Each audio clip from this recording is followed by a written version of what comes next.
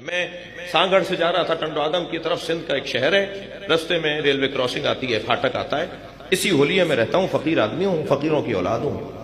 یہ کپڑے جو میں پہنے بیٹھا ہوں نا، مولانا مجھے اجازت دیں، مولانا جو پہنے بیٹھے ہیں یہ متکبروں کے کپڑے نہیں ہیں، یہ فقیروں کے کپڑے ہیں، یہ اہل بیت کے خادموں کے کپڑے ہیں۔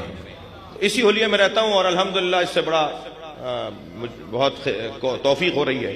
کوئی سفر نہیں ہوتا ایسا جیسے جس میں کوئی برابر میں آ کے نہ بیٹھے اور نہ کہے کہ اکثر میں تو کبھی کبھی باہر ایئرپورٹ سے نکل رہا ہوتا ہوں اور سوچتا ہوں آج کیا ہوا، جہاز میں کسی نے بات نہیں کی، ایئرپورٹ پہ کسی نے سوال نہیں کیا، آج میرا سفر ناتمام جا رہا ہے۔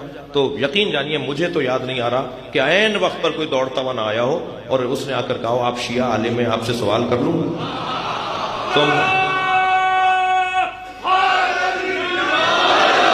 تو میں پلٹ کے دیکھتا ہوں اور اس کا پہلے تو شکریہ ادا کرتا ہوں اور پھر میں ایک جملہ اس سے کہتا ہوں، بھائی یہ میں پہن کے اسی لیے پھر رہا ہوں کہ آپ سوال کر رہے ہیں، سوال کیجئے نا، ہم سے ہمارے بارے میں پوچھئے نا، ہمارے بارے میں آپ کیسے رائے دے رہے ہیں؟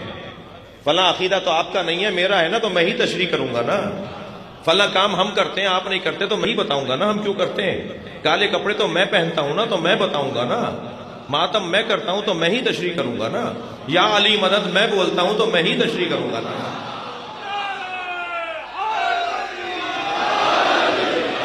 ہم وہاں سے گزرے تو مجھے لباس میں اس ابا قبا میں دیکھا ایک فقیر نے، وہ پھاٹک پہ بیٹھا ہوا تھا، دور سے آواز دے کر کہنے لگا یا علی مدد۔ میں نے کہا جی مولا علی مدد جی۔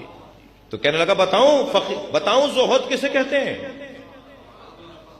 میں نے اپنے ڈرائیور سے کہا، میں نے کہا گاڑی روکو بھائی، پہلا فقیر ملا ہے جو دے رہا ہے، یہ تو ہمیشہ مانگنے والے ملتے ہیں۔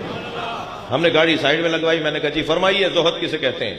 کہنے لگا زہد کی 7 منزلیں ہیں، 7 منزلوں سے گزرو گے تو زاہد بنو گے، اور زاہد بن گئے تو اللہ کا ارادہ تمہارے پاس آ جائے گا۔